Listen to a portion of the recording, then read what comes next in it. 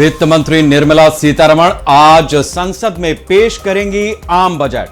प्रधानमंत्री मोदी के नेतृत्व वाली सरकार का 15वां बजट, हर वर्ग को राहत की उम्मीद।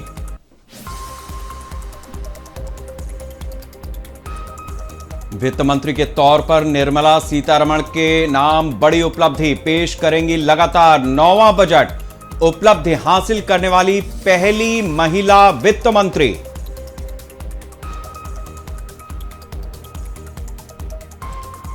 केंद्रीय बजट में टैक्स को आसान बनाने पर रहेगा खास फोकस। महंगाई से लोगों को मिल सकती है राहत। कैपिटल एक्सपेंडिचर पर सरकार का रहेगा जोर।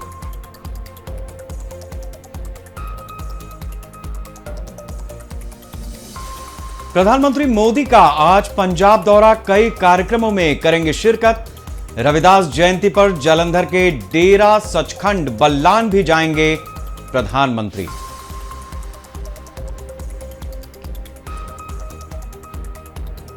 ठंड और कोहरे ने फिर दिखाया प्रकोप। दिल्ली, यूपी समेत कई जगहों पर लुढ़का पारा। गलन से जनजीवन प्रभावित।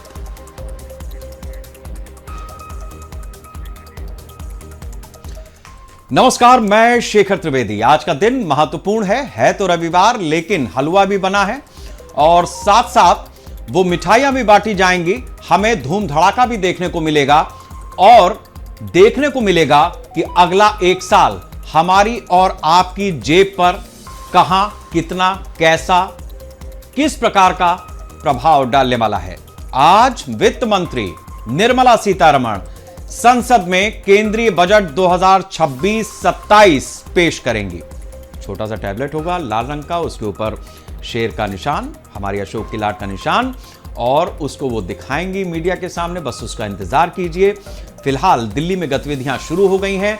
ये निर्मला सीतारमण का बतौर वित्त मंत्री 9वां बजट है, जो एक रिकॉर्ड है। देश की पहली वित्त मंत्री के रूप में वो इतिहास रच रही हैं, महिला के रूप में। चूंकि इतने लगातार बजट इससे पहले किसी एक महिला वित्त मंत्री ने पेश नहीं किए। यह बजट रविवार यानी आज 1 फरवरी को सुबह 11 बजे संसद में पेश होगा।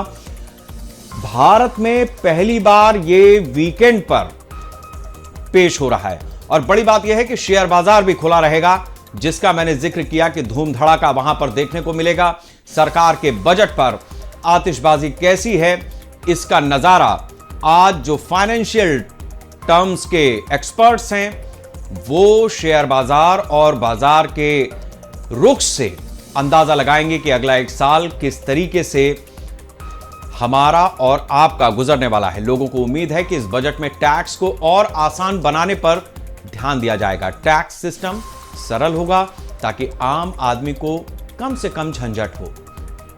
महंगाई से लोगों को कुछ राहत मिल सकती है। कुछ चीजें होंगी जो सस्ती होंगी, कुछ चीजें होंगी जो महंगी होंगी। क्या सस्ता होगा, क्या महंगा होगा, ये भी हम आपको बजट के साथ साथ बताते चलेंगे। जैसे ही कुछ चीजों पर सरकार टैक्स कम करती है या सब्सिडी बढ़ाती है, वो चीजें सस्ती हो जाती हैं। इसी तरीके से अगर कहीं पर टैक्स बढ़ा या सब्सिडी हटाई गई, घटाई गई, तो बढ़ाई गई, तो उस दिशा में उस समय पर वो चीज महंगी होती हुई हमें दिखाई देगी। सरकार कैपिटल एक्सपेंडिचर यानी कैपेक्स पर भी जोर देगी, यानी इंफ्रास्ट्रक्चर जैसे सड़क, रेल, एयरपोर्ट और बिजली के प्रोडक्ट्स में ज्यादा पैसा लगेगा। इससे रोजगार भी बढ़ेगा, अर्थव्यवस्था भी मजबूत होगी।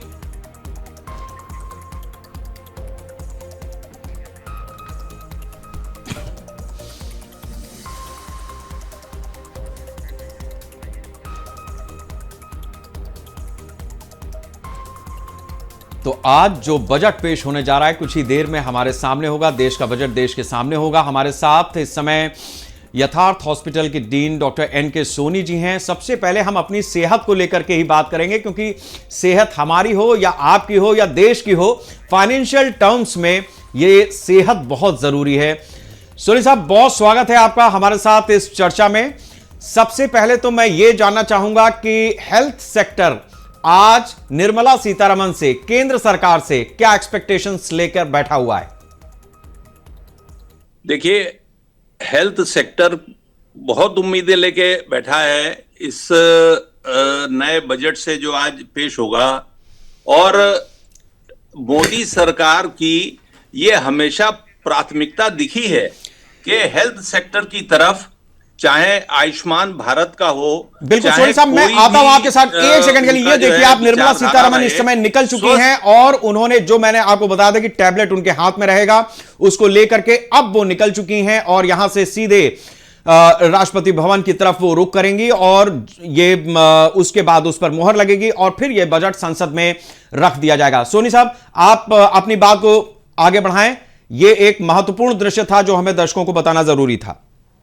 जी, मैं यही कह रहा था कि मोदी सरकार की हमेशा ये प्राथमिकता रही है कि एक स्वस्थ भारत, स्वस्थ देश अगर हम जो है डेवलप करते हैं तो वो विकसित भारत की झलक देता है निश्चित तौर पे।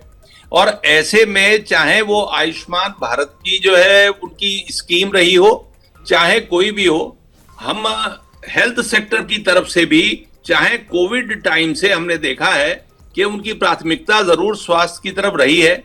लेकिन हम समझते हैं कि अभी भी स्वास्थ्य की तरफ, हेल्थ सेक्टर में जो जीडीपी का अपना जितना उनका व्यय है वो अभी मात्रा में थोड़ा कम है और इस तरफ ध्यान देने की आवश्यकता है।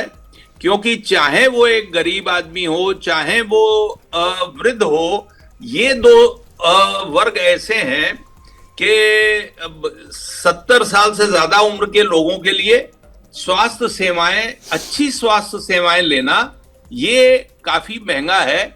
इसी तरह से गरीब तबके के लिए भी काफी जेब पे ये बोझ डालता है। तो ऐसे में मुझे लगता है कि हमें इस नए बजट से और उम्मीदें हैं कि इंश्योरेंस, हेल्थ इंश्योरेंस की तरफ जितना जीएसटी कम किया है उतना और थोड़ा रियायतें देंगे, जिससे अधिक मात्रा में लोग हेल्थ इंश्योरेंस ले सकें, अच्छी स्वास्थ्य सुविधाएं ले सकें। साथ ही साथ मेडिकल उपकरण पे भी हम ये उम्मीद करते हैं कि इन सब चीजों पर थोड़ा हमें और इस सरकार के बजट से उम्मीद है कि और रियायत मिलेगी, जिससे कि मेडिकल उपकरण और सस्ते हो सके और उससे कम से कम ये है कि मेडिकल सर्विसेज में भी, हेल्थ सेक्टर में भी थोड़ा अच्छा एक सहारा मिलेगा, जिससे अच्छी सुविधाएं हम दे सकें और अच्छे स्वास्थ्य लाभ हम आम जनता को दे पाए। बिल्कुल, 98,858 करोड़ रुपए, ये वो आंकड़ा है जिसको केंद्र सरकार ने पिछले वित्तीय बजट में देश के सामने रखा था। ये परिवार कल्याण मंत्रालय को दिया गया था। अब आप सोचिए कि लगभग 1 लाख करोड़ का ये आसपास का आंकड़ा है। इस आंकड़े में आयुष्मान वालों को भी फैसिलिटेट किया गया। बहुत सारी जो अस्पताल की योजनाएं हैं, मतलब जो सरकारी अस्पताल हैं, उनको आगे बढ़ाने के लिए सरकार ने इस मद में खर्च किया होगा। इसके साथ साथ नए जो एम्स बन रहे हैं, जो पीजीआई हैं, इन सब जगहों पर भी सरकार ने इन्वेस्ट किया है। नए नए विभाग खुल रहे हैं, नए बिल्डिंग्स बन रही हैं, इंफ्रा पे जोर है। तो हेल्थ सेक्टर में, खेती के अलावा जो कुछ भी हमारे देश में हो रहा है वो सब इस समय रियल एस्टेट या इंफ्रास्ट्रक्चर, भारत निर्माण से आप सीधे सीधे उसको जोड़ सकते हैं। डॉक्टर एनके सोनी, एक चीज मैं ये समझना चाहूंगा, हमारी जो अभी आर्थिक सर्वेक्षण आया उसमें भी ये बात रखी गई है कि हमें रिसर्च पर जोर देना होगा। हम देखते हैं कि जो हमारा मेडिकल सेक्टर है, यहां पर रिसर्च वगैरह होती हैं। हमने वैक्सीन भी कोरोना के समय पे बनाई थी। हमारा जो ड्रग डिपार्टमेंट है वो भी काफी इस मामले में इनिशिएटिव लेता है। लेकिन एक ओवरऑल तरीके से अगर हम देखें तो जो इक्विपमेंट्स हैं वो या तो आप चाइना से लेकर के आ रहे हैं या विदेश से लेकर के आ रहे हैं, जापान से लेकर के आ रहे हैं। तमाम तरीके की डायग्नोस्टिक मशीनें हैं, पैथोलॉजीज में जो लगी हैं, वो सारी चीजें जब हम विदेश से ले रहे हैं तो ये हमारे लिए कितना बड़ा एक चैलेंज है कि हम अपना डेवलप कर पाएं और बेच पाएं। देखिए, अब अगर आप पिछले कुछ समय में देखेंगे तो काफी हद तक, चाहे वो वेंटिलेटर्स हो, चाहे वो कोई मशीन्स हो, भारत में भी इसके बनने की सुविधाएं और बनी हैं। और ऐसे में आप ये देखिए कि कोई भी सरकार, चाहे हमारी उत्तर प्रदेश की सरकार, मेडिकल डिवाइसेस का पूरा एक जोन बनाने की तरफ बहुत ज्यादा ध्यान दे रही है। इसलिए मेरा ये विचार है कि अगर इस बजट में थोड़ा और प्रोत्साहन मिलता है तो आगे आने वाले समय में मेडिकल इक्विपमेंट्स की खपत भी बहुत कम हो जाएगी और ये सस्ते हो जाएंगे, जिससे कि मरीजों के लिए इलाज भी और थोड़ा सस्ता हो जाएगा और वो आम जनता तक पहुंचने में सहायक होगा। ये चीजें इवन आयुष्मान स्कीम के लिए भी बहुत लाभदायक होंगी। साथ ही साथ जहां तक रिसर्च की बात है, तो जो गवर्नमेंट का ये एम है कि हम हर डिस्ट्रिक्ट में एक मेडिकल कॉलेज बनाएं, ये एक अच्छा है जहां पर के कम से कम ये शोध प्रक्रिया थोड़ा ज्यादा तेजी से चल सकती है और अच्छा हमें इसका परिणाम मिलेगा, जो स्वास्थ्य के लिए और आगे आने वाले दवाइयों के लिए भी, जो हम खास तौर पे ऐसी दवाइयां जो कि जीवन रक्षक होती हैं, चाहे वो ऑन्कोलॉजी कैंसर वाली में हो, चाहे वो डायबिटीज या ब्लड प्रेशर वाली में हो, इन सब में अगर दवाइयां सस्ती हो जाती हैं तो जो मरीज को पूरे जिंदगी ये दवाइयां लेनी हो उसके लिए ये बहुत अच्छा सहारा बन जाता है, जहां पर कम से कम जो फाइनेंसेस का है वो लोड काफी कम हो जाएगा। और इस तरफ मुझे लगता है कि इस बजट में एक अच्छा हमें परिणाम, एक अच्छा जो है एक दिशा अच्छी मिलनी चाहिए, जिसमें कि ये सारी चीजें हमें मुहैया हो पाएंगी। ये मुझे उम्मीद है इस बजट से खास तौर पर। बिल्कुल। और हमारे दर्शक इस समय देख रहे हैं निर्मला सीतारमण कर्तव्य भवन के बाहर अपने उस लैपटॉप को दिखाते हुए, उस बॉक्स को दिखाते हुए, उस पिटारे को दिखाते हुए जो लाल रंग का है, भारत की अशोक की लाट इसके ऊपर अंकित है और ये भारत का बजट है। इसके अंदर भारत का बजट है। हमारा देश अगले एक साल में किस तरीके से प्रगति करेगा, किस तरीके से हमारा देश उन्नति के मार्ग पर आगे बढ़ेगा, कैसे भारत निर्माण होगा 2047 तक। अगर हमें विकसित राष्ट्र बनना है तो फिर उसके लिए साल 2026-27 में हमारे पास क्या योजनाएं हैं, ये महत्वपूर्ण आंकड़े इस समय इसी लाल रंग के टैबलेट में बंद हैं। और जो बगल में सज्जन खड़े हैं, उत्तर प्रदेश वाले, खासतौर से भारतीय जनता पार्टी के लोग उनको बहुत प्यार से देख रहे होंगे, निहार रहे होंगे, क्योंकि ये वो शख्स हैं जो उत्तर प्रदेश में भारतीय जनता पार्टी के कुछ दिन पहले प्रदेश अध्यक्ष भी बनाए गए हैं और फिलहाल चूंकि ये वित्त राज्य मंत्री हैं, इसलिए अपने मंत्री के साथ में यानी निर्मला सीतारमण के साथ में वो कंधे से कंधा मिलाकर के खड़े हुए हैं। आपको हम ये भी बता दें कि जब ये बजट तैयार होता है तो अपने कहा जाता है कि जब कोई अच्छी चीज़ हो तो शगुन किया जाता है और मुंह मीठा कराया जाता है। तो जो हमारा वित्त मंत्रालय है वो हर साल बजट जब तैयार होने लगता है, बन जाता है, तो उस समय पे हलवा भी बनता है और वित्त मंत्री खुद उस हलवे को सबको परोसती हैं, देती हैं। तो ये एक इस तरीके की सेरेमनी है जो हमने इस बार भी देखी है और सबके चेहरों की जो मुस्कुराहट है वो ये बताने के लिए काफ़ी है कि ये जब बॉक्स खुलेगा, जब ये लैपटॉप ऑन होगा, टैबलेट ऑन होगा और इसमें से आंकड़े निकलना शुरू होंगे, तो फिर वो देश को किस दिशा में और कितनी तेज़ी से आगे लेकर के जा रहे हैं, ये सब कुछ हमारे सामने होगा। Doctor NK. सोनी जी हमारे साथ जुड़े हुए हैं, डीन हैं यथार्थ हॉस्पिटल में और लंबा अनुभव है मेडिकल के क्षेत्र में, लोगों की सेवा करते हुए पूरी उम्र आपने गुजारी है। सोनी साहब, एक महत्वपूर्ण चीज़ जिसकी ओर आपने ध्यान आकृष्ट किया था अभी, देखिए जो हमारे डॉक्टर्स हैं, एक उम्र आपने तो बिताई है, अभी भी आप सेवा दे रहे हैं, लोगों की लगातार स्वास्थ्य को लेकर के अपनी जो सेवाएं हैं उसको तत्परता के साथ में आगे बढ़ा रहे हैं। लेकिन हमारे यहाँ जो नए डॉक्टर्स हैं उनको, और ख़ास तौर से जो स्पेशलाइज्ड डॉक्टर हैं, उनको हमने देखा है कि उनकी काफ़ी कमी है। हमारे उत्तर प्रदेश में ही करीबन आप ये मान लीजिए कि 35 से 40 हज़ार ऐसे स्पेशलिस्ट डॉक्टर्स की कमी है जो होने चाहिए थे लेकिन नहीं है। पिछले वित्तीय बजट में हमने देखा था कि 10,000 सीटें मेडिकल की बढ़ाने की केंद्र सरकार की ओर से बात की गई थी।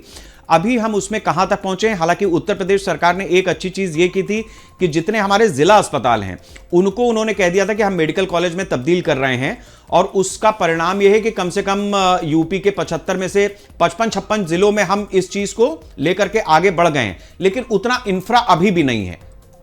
जो होना चाहिए एक हॉस्पिटल के लिहाज से या मेडिकल कॉलेज के लिहाज से?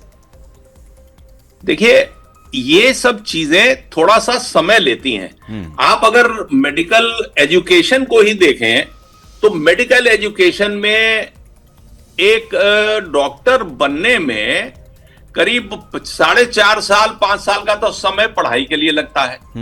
उसके बाद अगर उसको स्पेशलिस्ट बनना है तो 4 साल का समय और लगेगा, तो 9 साल में जाके एक स्पेशलिस्ट तैयार होता है।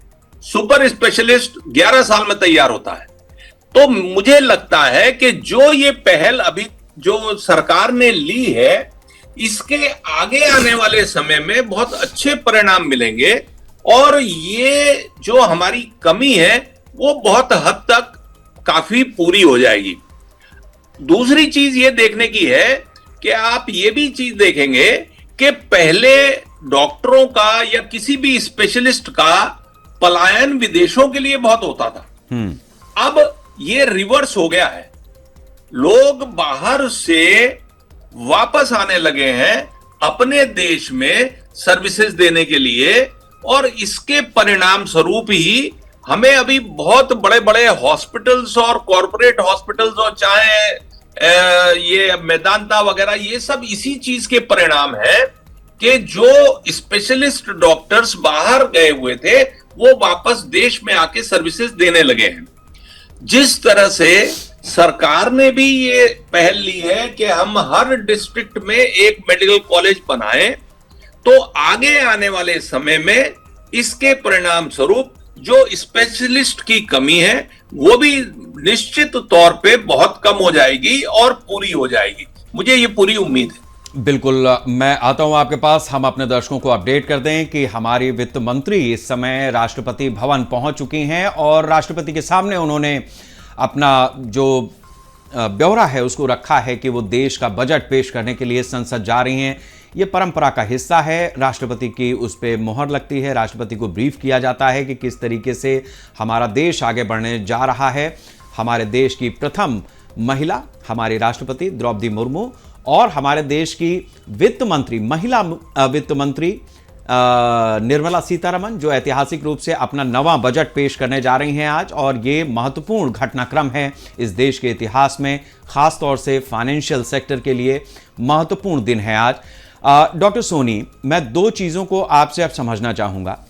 देखिए, एक चीज़ तो ये है, चूंकि आपने निजी सेक्टर के जिन अस्पतालों का जिक्र कर दिया है, मेरा अपना मानना है बतौर पत्रकार, और मैं बात को पूरी तल्खी के साथ में और फैक्ट्स के साथ में रखता हूं, जब आप एक 5 स्टार होटल के जैसा एक बड़ा अस्पताल तैयार करते हैं तो उसमें लागत लगती है, इसमें कोई दो राय नहीं है। बहुत अच्छी मशीनें जो आप विदेश से मंगाते हो या देश की ही इस्तेमाल करते हो, बहुत अच्छी बात है। काबिल डॉक्टरों का वहां पर प्लेसमेंट होता है, मोटी तनख्वाह उनको जाती है, बहुत अच्छी बात है। अच्छे इलाज का वादा होता है, ये उससे भी अच्छी बात है। लेकिन अब सवाल यहां से शुरू होता है कि वो अच्छा इलाज एक बहुत ही क्रीमी लेयर है, या फिर वो लोग हैं जिनके पास मेडिकल इंश्योरेंस है और उसमें 1.5 लाख, 5 लाख, 10 लाख, जिसकी जैसी सीमा है, 1.5 करोड़ तक के आज मेडिकल क्लेम्स मिल रहे हैं। तो जब तक वो कार्ड चलेगा आपका जीवन चलेगा, और बाकी फिर उतार करके अलग रख दिया। ऐसे केसेस हम रोजाना देखते हैं, हमें कई बार खबरों में चलाना पड़ता है, और ये बड़ी पीड़ादायक तस्वीर होती है। तो एक तो ये कि जो निजी सेक्टर में हमारे अस्पताल बढ़ रहे हैं उनका ये रवैया, और जाहिर सी बात है जब आप कीमत लगाएंगे तो आप तो लाला की दुकान ही हो गए ना, तो आप उसकी कीमत वसूलेंगे भी। लेकिन ये वसूलने के चक्कर में जो एक्चुअल सरकार का उद्देश्य है कि हमारा देश एक मेडिकल टूरिज्म के रूप में विकसित हो जाए, वो जो पर्पस है वो कहीं ना कहीं डिफीट होता है। उसका लाभ मैं मानता हूं कि किसी भी गरीब को, जो 10%, 20% सरकार की तरफ से रेगुलेशन में भी है, वो किसी गरीब को कोई भी 5 स्टार होटल के जैसा दिखने वाला अस्पताल नहीं देता है। सोनी साहब, ये कड़वी सच्चाई है। ऐसा नहीं है। आप ये देखिए कि कोई भी हॉस्पिटल जब बड़ा हॉस्पिटल बनता है तो सरकार उसे काफी सस्ते दर पे वो जगह मुहैया कराती है, और इसमें एक रेगुलेशन ये रहती है कि कम से कम 25% बेड या 25% सर्विसेज या कुछ अनुपात में सर्विसेज वो गरीब और वो लोगों को मुहैया कराई जाएंगी। और ये होता है, ये कहीं पर भी आप देखें, अगर कहीं किसी हॉस्पिटल में 100 बिस्तर हैं तो उसमें 25 बिस्तर ऐसे होंगे जहां पर गरीब तबका है। और उस गरीब तबके में सिर्फ होता क्या है कि जब हम भी इंसान हैं, हमारी भी 100% रिजल्ट्स रहे, ऐसा कई बार संभव नहीं हो पाता। लेकिन देखिए, इस चीज को भी आपके मानने की बात है कि जो मरीज ठीक होके जाता है वो हाथ जोड़ के और प्रशंसा करके चुपचाप निकल जाता है। और अगर कहीं एक मरीज भी ऐसा रहता है जहां पर के जितना अपेक्षित रिजल्ट है वो ना मिल पाए, तो वहां पर सारा मीडिया भी आएगा, सारी जो हल्ला भी होगा, सब कुछ होगा। लेकिन यकीन मानिए, मैं इस प्रोफेशन में पिछले 40 साल से हूं और ऐसे में कोई भी हॉस्पिटल, लेकिन हमारी जनसंख्या इतनी है, हमारे जो है मरीज इतने हैं, जो हर मरीज चाहता है कि अच्छी से अच्छी सुविधाएं मिले, अच्छा से अच्छा इलाज मिले। डॉक्टर भी किसी भी हॉस्पिटल में आप देखेंगे ओवरबर्डन रहता है, इतने मरीज होते हैं, सबको 100% रिजल्ट दे पाना कई बार संभव नहीं रहता। बिल्कुल डॉक्टर, मैं आता हूं आपके पास, मैं आता हूं। इस समय एक बड़ी खबर, निफ्टी और सेंसेक्स गिरावट के साथ खुले, करीब 350 अंकों के साथ गिरावट के साथ में शेयर बाजार खुला है। सोने और चांदी के भाव भी लुढ़के हैं। ये जो लुढ़कना आप देख रहे हैं, बिकवाली का दौर है, क्या होगा क्या नहीं होगा, बाजार हमेशा अनिश्चितताओं से भरा हुआ रहता है।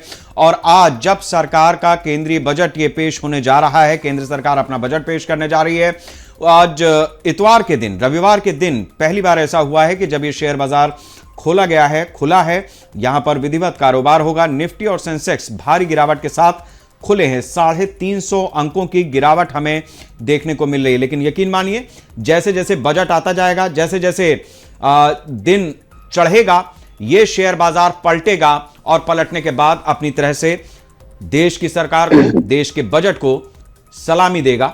यह अपना एक रुख है, बाजार का अपना एक रुख होता है जिसको हमें देखना समझना होता है। यही है हमारे करेंसी की ताकत, यही है स्पेकुलेशन, यही है अनुमान का सबसे बड़ा पैमाना कि जब बाजार खुला है, एक निगेटिव यहां पर हमें फ्लो देखने को मिल रहा है। बाजार 350 अंकों की गिरावट के साथ में खुला है। सोने चांदी के भाव भी गिरे हैं, करीबन लाख रुपए से नीचे तो कल में, बीते दिन में ही चांदी लुढ़क करके चली गई है। सोना भी करीबन 1.5 लाख के आसपास जाकर के टिका हुआ है।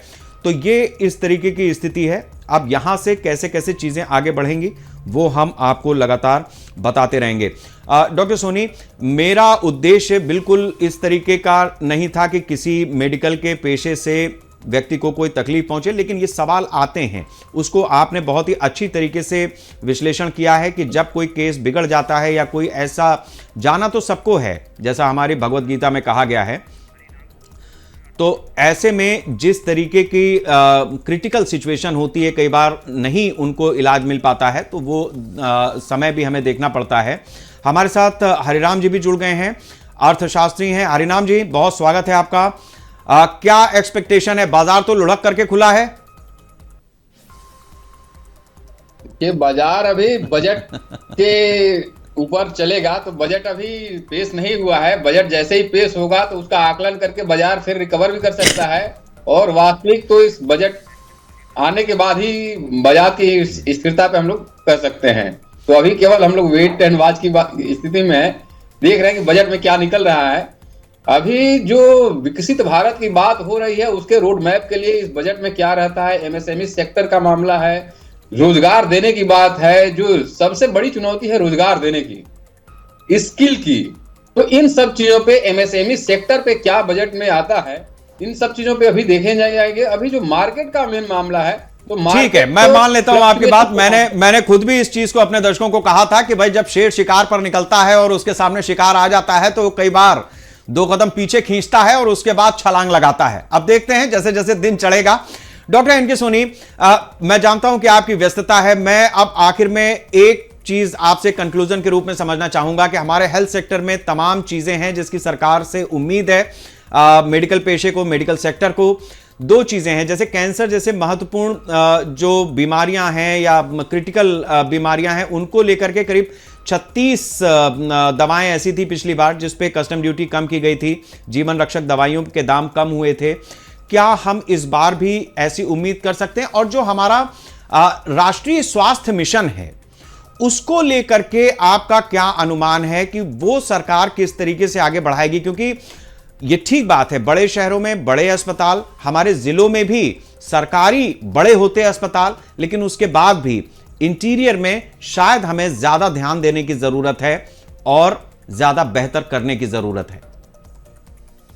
निश्चित तौर पे आपका ये बिल्कुल सही है कहना कि हमारी अभी भी 70% आबादी जो है वो गांवों में है या टायर 2, टायर 3 सिटीज में है, और जो बड़े अस्पतालों का जो अभी तक का जितना है वो टायर 1 सिटीज में ज्यादा है। लेकिन हमें पेनिट्रेट करना है, हमें नीचे तबके तक पहुंचना है, हमें गांव तक पहुंचना है, और इसी में मेरे को लगता है कि ये सरकार की पहल के हर डिस्ट्रिक्ट में एक मेडिकल कॉलेज होना चाहिए। ये बहुत अच्छी पहल है, और इससे मुझे लगता है कि वहां पर गांव में भी और निचले तबके के शहरों में भी डॉक्टर्स, अच्छे डॉक्टर्स पहुंच पाएंगे, जिससे कि वहां पर मेडिकल सर्विसेज बेहतर मिल पाएंगी। और ऐसे में मुझे पूरा विश्वास है कि सरकार का इस तरफ इस बजट में जरूर पूरा ध्यान रहेगा। हमारा आयुष्मान भारत की वजह से भी कई जगह पे गरीबों को और निचले तबके के लोगों को भी अच्छी मेडिकल सुविधाएं मिलनी शुरू हुई हैं।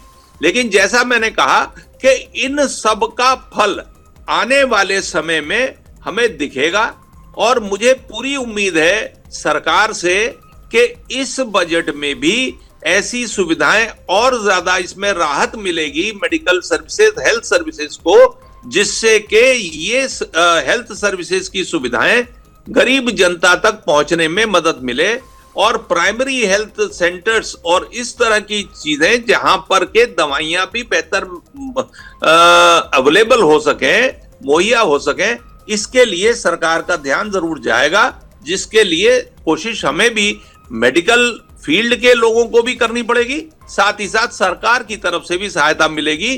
तो ऐसे में हमें जरूर इसके अच्छे नतीजे आने वाले समय में मिलेंगे। एक आखिरी टिप्पणी में जल्दी से आपसे चाहूंगा, क्या आयुष्मान वाली जो योजना है उसमें 70 से घटा करके 60 कर सकती है सरकार? ऐसी कोई उम्मीद करें?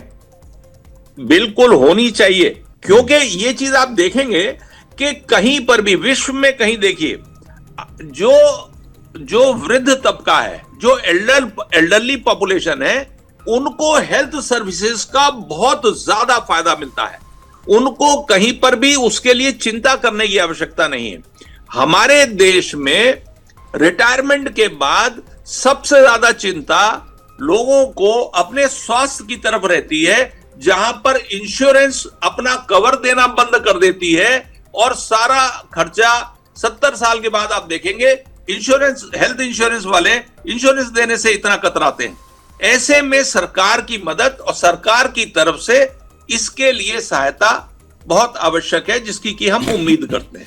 बहुत बहुत शुक्रिया डॉक्टर एन.के. सोनी हमारे साथ इस चर्चा में शामिल होने के लिए। हम उम्मीद करते हैं कि देश का स्वास्थ्य भी ठीक रहेगा और जो आम आदमी का स्वास्थ्य है वो भी बेहतर रहेगा। और ये सीधी तस्वीरें आप इस समय देख रहे हैं, बजट का ये पिटारा जो इस समय हमारी वित्त मंत्री के हाथ में है। राष्ट्रपति भवन वो पहुंची हैं और वहां पर इस बजट में क्या क्या चीजें हैं, किस तरीके से वो इस बजट को रखने वाले हैं, इन सारी चीजों का जो ब्यौरा होता है वो राष्ट्रपति को दिया जाता है।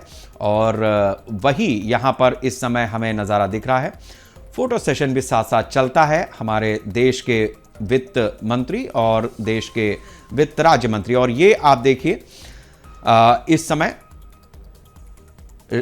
द्रौपदी मुर्मू हमारे देश की राष्ट्रपति, उनको वित्त मंत्री निर्मला सीतारमण ने अपना पिटारा हाथ में थमाया है और एक तरीके से ये अनुमति होती है कि आइए और आप इस बजट को अब पेश करने के लिए संसद के भीतर पटल पर रखने के लिए आगे बढ़ सकते हैं।